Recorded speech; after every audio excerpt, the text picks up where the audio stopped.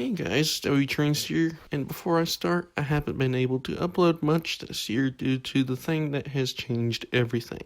In 2021, I hope to begin uploading often again as a new era starts for this channel. Now today, I'm going to be talking about a forgotten Excursion star that is one of the oldest and historically significant steam locomotives of all time. And what I mean about forgotten is that unlike the 611, 4501, and 2716, we don't often talk about this locomotive. And younger generations may not know it, but I'm here to tell you about it. This is the story of Western and Atlantic number 3, aka the General.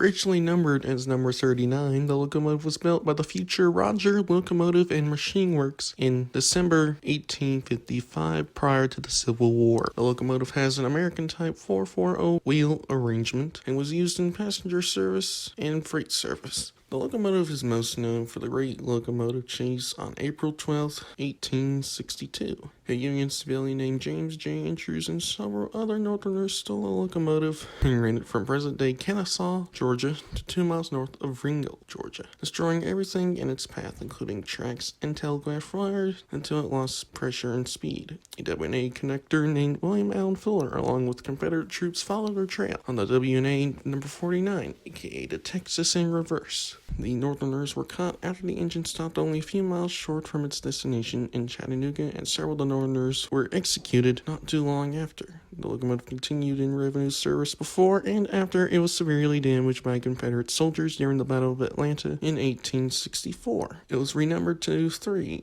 in the 1880s and was the third oldest locomotive still operating on the WA at that time. It was retired after a long life on the WNA in 1891.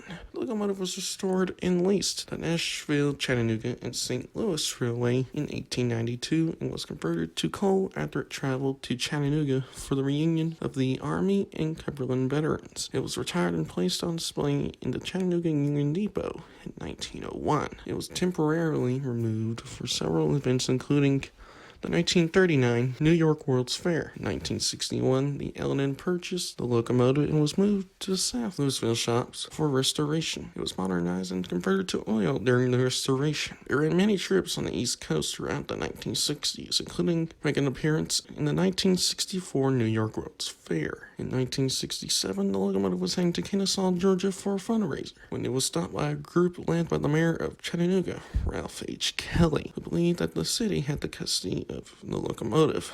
The L&N won the dispute in 1970 after a ruling by the U.S. District Judge in Chattanooga named Judge Frank W. Wilson, and his decision was made final after the U.S. Supreme Court dismissed the city's appeal. The locomotive was placed in storage in Louisville until 1972, when it was brought to Atlanta and presented to the future president, Governor Jimmy Carter. Afterwards, the locomotive moved one final time to Kennesaw, Georgia, to the future site of the Big Shanty Museum, and would be opened to the public on April 12, 1972. The locomotive still remains on display at the museum, now named the Southern Museum of Civil War and Locomotive History. I plan to possibly go to the museum this year, either in the summer or after Christmas, but those plans got ruined by you-know-what.